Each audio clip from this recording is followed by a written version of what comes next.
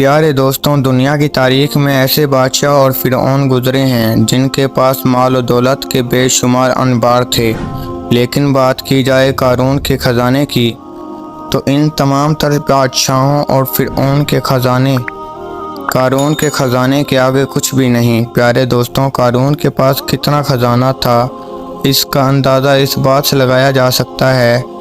کہ آج کے دور میں تمام دنیا کے مال و دولت اور تمام خزانوں کو جمع کیا جائے اور ان کا موازنہ کیا جائے قارون کے خزانے کے ساتھ، تو تمام دنیا کی دولت اور خزانے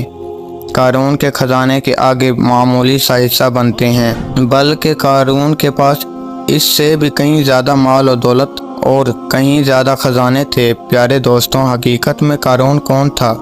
اور اس کے پاس اتنا خزانہ آیا کہاں سے، اور اس خزانے کا وبال اس قارون پر کس طرح پڑا، اور اس نے کس طرح اللہ عز و جل کی نافرمانی کی،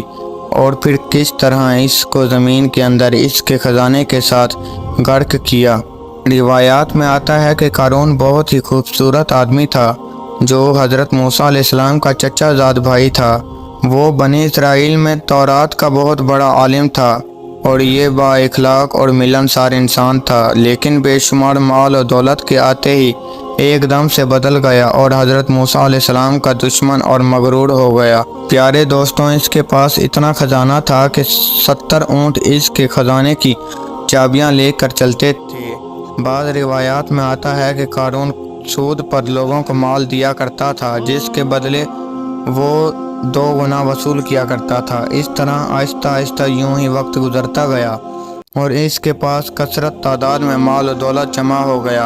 اور یہ مصر کا امیر ترین شخص بن گیا۔ ادھر جب اللہ تعالیٰ نے زکوٰۃ کا حکم نازل کیا تو حضرت موسیٰ علیہ السلام نے اس کو زکوٰۃ دینے کا کہا، تو اس وقت اس نے حضرت موسیٰ علیہ السلام کے روبرو یہ عہد کیا کہ وہ تمام خزانوں میں سے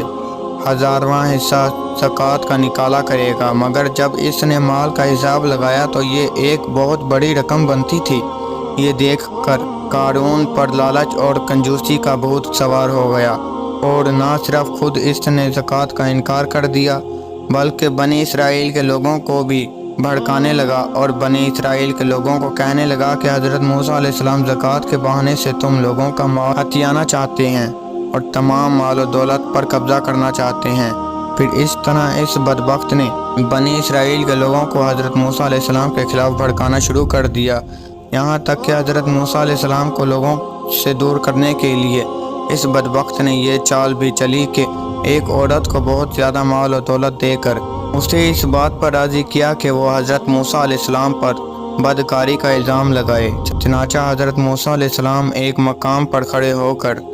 بیان فرما رہے تھے کہ قارون نے حضرت موسیٰ علیہ السلام کو ٹوکا اور حضرت موسیٰ علیہ السلام سے کہنے لگا کہ آپ نے فلاں عورت کے ساتھ بدکاری کی ہے۔ تو اس وقت حضرت موسیٰ علیہ السلام نے ارشاد فرمایا کہ اس عورت کو میرے سامنے لاؤ۔ چنانچہ اس عورت کو حضرت موسیٰ علیہ السلام کی بارگاہ میں بلایا گیا تو حضرت موسیٰ علیہ السلام نے ارشاد فرمایا کہ اے عورت، تجھے اس پاک ذات کی قسم جس نے بنی اسرائیل کے لیے دریا میں 2 راستے بنا دیے اور بنی اسرائیل والوں کو عافیت اور سلامتی کے ساتھ اس دریا سے باہر نکالا اور فرعون سے نجات بخشی، سچ سچ بتاؤ کہ واقعہ کیا ہے۔ حضرت موسیٰ علیہ السلام کے جلال سے عورت کانپنے لگی اور اس نے بڑے مجمع میں صاف صاف کہہ دیا کہ اے اللہ تبارک و تعالیٰ کے نبی، مجھے قارون نے کثیر دولت دے کر آپ پر بحران لگانے کے لیے آمادہ کیا۔ اس وقت حضرت موسیٰ علیہ السلام کی آنکھوں میں آنسو آ گئے اور آپ اللہ تعالیٰ کی بارگاہ میں سجدہ شکر کرنے لگے اور یہ دعا مانگنے لگے، اے رب العالمین، قارون پر اپنا قہر و غضب نازل فرما۔ اس دعا کے بعد حضرت موسیٰ علیہ السلام نے بڑے مجمع میں یہ ارشاد فرمایا کہ جو کوئی قارون کا ساتھی ہے وہ قارون کے ساتھ کھڑا رہے اور جو میرا ساتھی ہے وہ قارون سے جدا ہو جائے۔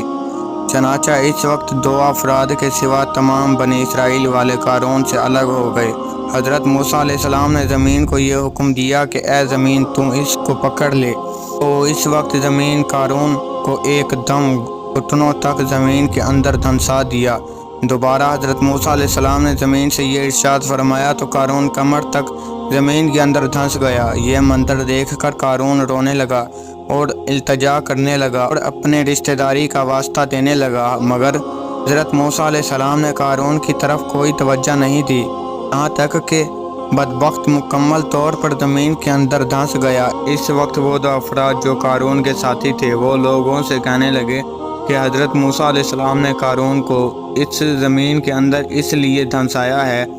تاکہ حضرت موسیٰ علیہ السلام قارون کے خزانے پر قبضہ کر سکیں۔ تو اس وقت حضرت موسیٰ علیہ السلام نے اللہ تبارک و تعالیٰ کی بارگاہ میں یہ دعا کی کہ قارون کا مکان اور خزانہ بھی زمین کے اندر دھنسا دیا جائے۔ اس طرح قارون نے اللہ تعالیٰ کے حکم کی نافرمانی کی اور زکوٰۃ دینے سے انکار کر دیا اور حضرت موسیٰ علیہ السلام کی شان میں گستاخی کی، تو اللہ تعالیٰ نے اس کو زمین کے اندر غرق کر دیا اور دنیا کے لیے عبرت کا نشان بنا دیا۔